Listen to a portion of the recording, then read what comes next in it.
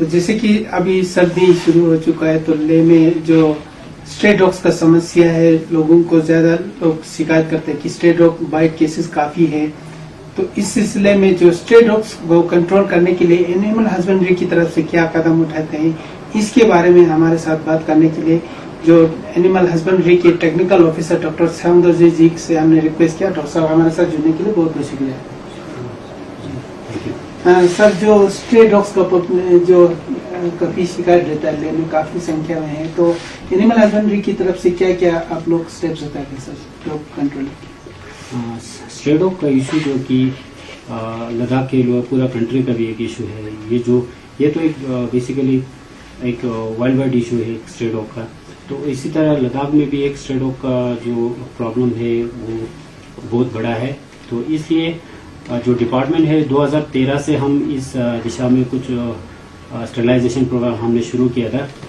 Basically department को क्योंकि funding का कॉन्स्टेंट्स इनिशियली बहुत फंडिंग का कांस्टेंट की वजह से इस प्रोग्राम को बहुत लार्ज स्केल पे हम कंडक्ट नहीं कर पाए थे। 2013 से हम बहुत सारे एनजीओज की मदद से म्यूनिसिपैलिटी की और उनके कोलैबोरेशन में तो डिपार्टमेंट जो स्टरलाइजेशन प्रोग्राम जो कंडक्ट करते आए, पर जो कि जितना हम एक साल में हार्डली 1000 या उससे कम ही उतना हम स्टरलाइज कर पाते थे।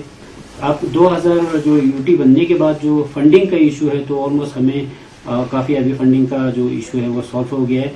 हमने पिछले साल जो है 2021 21-22 और 22-23 में हमने मिशन मोड पे एनिमल बर्थ कंट्रोल और एंटी रेबीज प्रोग्राम जो है डिपार्टमेंट ने टेकअप किया है। तो इसमें पहले जितना हमें डिपार्टमेंट को फंडिंग की वजह से हमें डॉक्टर्स का इंगेजमेंट में दिक्कत आते थे, उसी तरह हमारा जो पैरावेट्स और सबसे इम्पोर्टेंट जो इस एनिमल बर्थ कंट्रोल में जो होता है एनिमल हैंडलर्स जो कि हम डॉग कैचर्स हैं।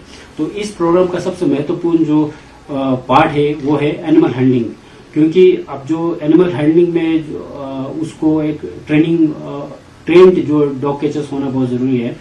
दूसरा जो है हमें डिपार्टमेंट का जो विद एग्जिस्टिंग स्टाफ हमारे पास बहुत ही मैन पावर का शॉर्टेज है। तो इसलिए हमें मिशन मोड के अंदर जो हम आउटसोर्सिंग के थ्रू हम डॉक्टर्स को इंगेज कर रहे हैं अभी, और उसी तरह हम पैरावेट्स और डॉग कैचर्स को हम इंगेज करके इस प्रोग्राम को 2019 से 2020-21 से हम इसको शुरू किए।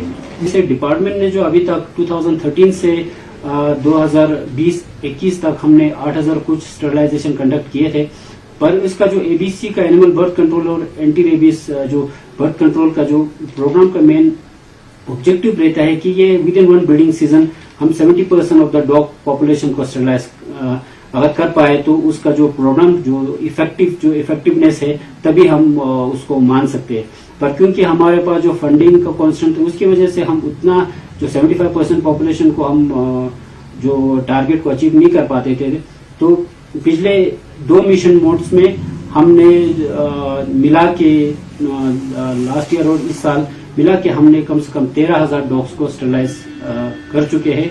तो उसमें भी कुछ ज्यादा बहुत सारे इश्यूज आए हैं, जैसे कि डॉग कैचर्स का जो है बहुत सारे एनिमल हैंडलर्स आ जाते हैं पर इसके बाद वो छोड़ के चले जाते हैं। तो उस इश्यूज में हमें बहुत सारे इश्यूज आए, तो उनको हम उन्हीं इश्यूज को हम नेक्स्ट जो प्रोग्राम जब हम इम्प्लीमेंट करेंगे इसी समर में जब आने वाले हैं तो उसमें हम इन इश्यूज को जितना हो सके हम इस इश्यूज को सॉल्व करके तो हम और भी इफेक्टिव जो है इम्प्लीमेंट करने का हम सोच रहे हैं। जो डॉग कैचिंग का जो प्रॉब्लम है वो सबसे जो मेन इशू जो हमें अभी फेस हो रहा है तो डॉग कैचिंग का इशू है।